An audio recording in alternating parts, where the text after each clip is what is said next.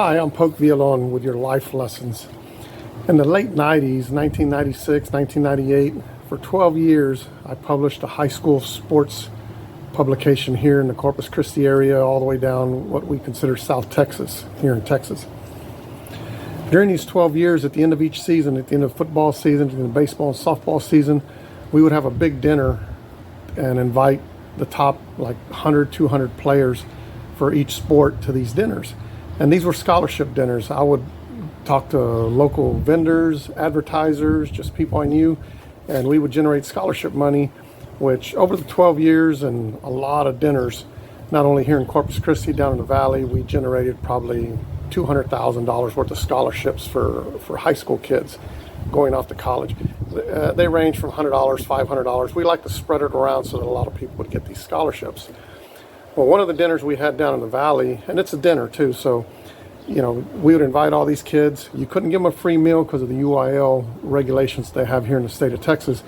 So the kids and their families would have to pay. They would just pay in advance, and as long as they let us know how many people were going to be there, we would accommodate them. So we had a dinner down in the valley, and it was probably about 1,000 people there. It catered, the typical cater, chicken, chicken breasts with mashed potatoes, green beans, and so on. And we were using a brand new caterer that I hadn't used in the past, so I was a little bit leery on how they were going to do. But as the dinner was progressing, we would announce, well, if you got ticket number so-and-so, you can go get your meal. So as we went through the meals, while I'm talking, because I'm the host and basically the MC for the evening, we gave different awards, different categories, different divisions. And I can see the lines, the buffet lines in the back, where they go through the line and get their food. And at some point, the line stops, and there's probably 30, 40 people in the line. And I thought, oh, great. Didn't know what the issue was.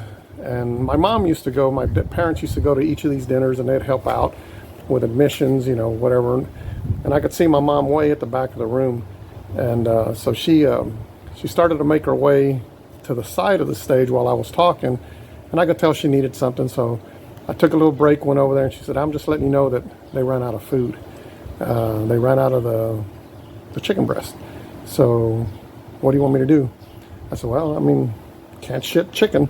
So I told them just to do the best she could, use her own judgment, and I'd get back with her. So my mom makes her way back to the back of the room, and as the line started to deplete, people going back to their table, so I didn't know what they did with the food situation. I saw some people going back there talking to my mom, and I could see even from the very back of the room, I could see, she was giving some refunds here and there, giving some money back.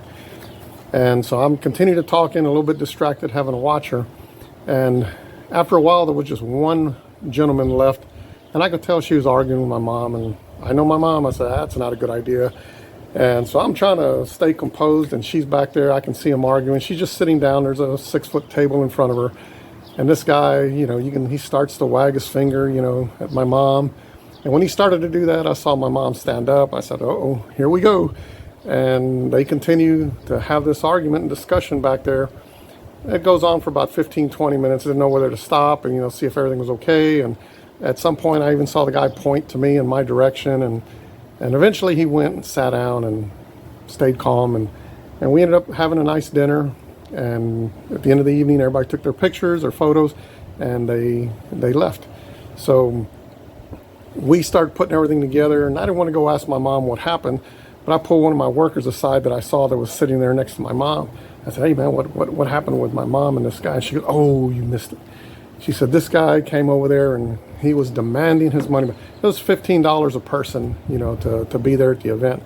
And he started telling my mom that there were 6 of them. I forget which town they were from. And there were 6 of them. And he wanted his money back because they didn't get any food. They had run out of chicken breasts. And he wanted his $15 back. And he wanted his $90 back right then and there. And my mom said, no. Said, this is a banquet. This is a nice dinner. Said, the whole entire cost of your ticket was not for the food. It's for the facilities, for the chairs, for the rental, for everything. It's not just for the food. The food portion was $9. So I'll be happy to give you $54 back for the 6 guests, and then you can just go and and you'll get that refund. And my worker said, oh no, this guy was adamant. He said, no, I don't care. Y'all are the ones that ran out of food. I want my $60. And if I don't get my $60 back right now, I'm sorry, $90 back right now, 6 people, 15 bucks. And that's when he pointed to me. He said, that's your son up there, correct? And my mom said, yeah, that's my son. I'm gonna march right up there to the front and I'm gonna demand my money back in front of everybody. My worker said, my mom said, well, you know what? Hold on.